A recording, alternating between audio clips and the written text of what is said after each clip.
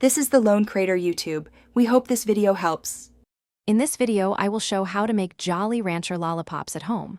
First, select your favorite Jolly Rancher candies. About 3 to 4 candies per lollipop works well.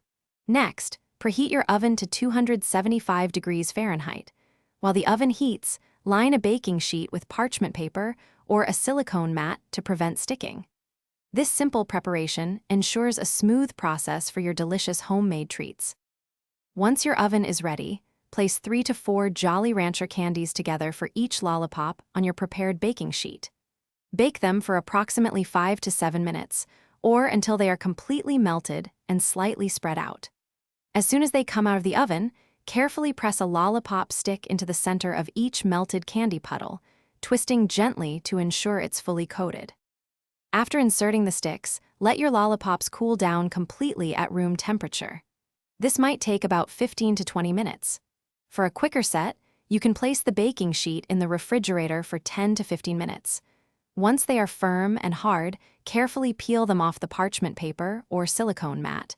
They should come off easily, revealing your perfectly shaped lollipops.